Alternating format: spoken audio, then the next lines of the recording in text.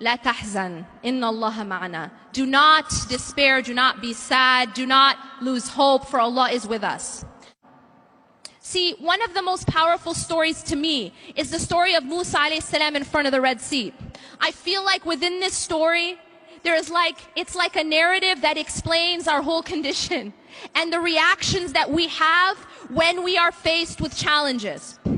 And Allah subhanahu wa ta'ala shows us in this story, He compares and contrasts the reactions of different people to the same external event or the same external obstacle. فَلَمَّا تَرَاءَ الْجَمْعَانِ قَالَ أَصْحَابُ مُوسَى إِنَّا لَمُدْرَكُونَ. When Musa alayhi salam is now trying to escape Pharaoh, there's a Pharaoh following behind with his army. And now him and his people are they're in front of the Red Sea. And there's an army behind them. And this is a superpower army. And they're a group of slaves. And now they're put in this very, very difficult situation. Do we find ourselves in a difficult situation just now? Yeah, kind of. We have only a couple more days, right?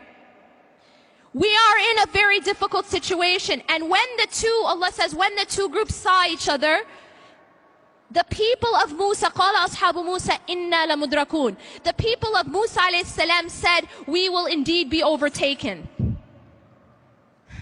That's exactly how many of us felt after the last election. We indeed will be إنا لمدركون. And that's a very natural reaction to being stuck in front of the Red Sea with a superpower army behind you. It's a natural reaction that we had.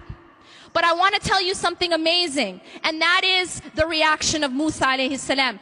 In that same exact situation, he's looking at the same situation, but his basira, his heart is looking at and focused on something else. قَالَ كَلَّا. He said, no, by no means. The word كَلَّا, as you know, is a very emphatic no way, absolutely not.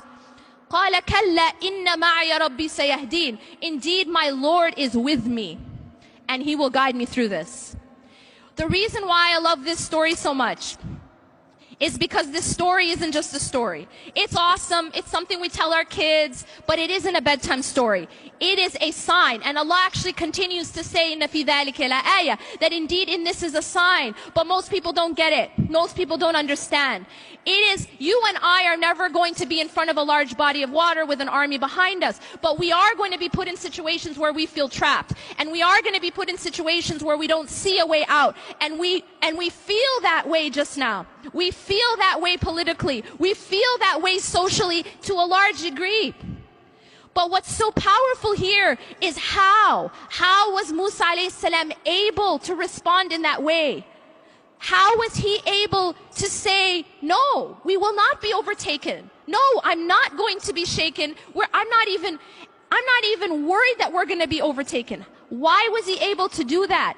And the answer is because his focus was not on the problem. His focus was not on the Red Sea, and his focus was not on the army.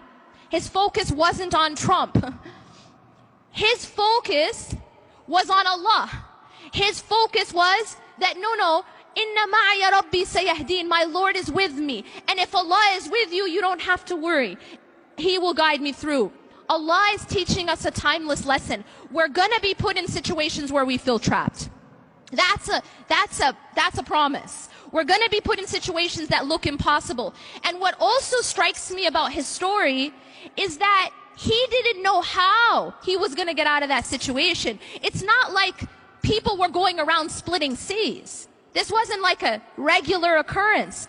And yet he did not worry, even though he didn't know how. See, for us, it's easy for us to say, oh, it's no problem because I got a plan, A, B, C, D. We know exactly how it's going to happen. But when you don't have any idea how it's going to happen and you still put your trust in Allah, that is tawakkul. He knew Allah is with me and He will guide me through. Now y'all are going to say, but what about doing our part? I know I'm at Mass. What about doing our part?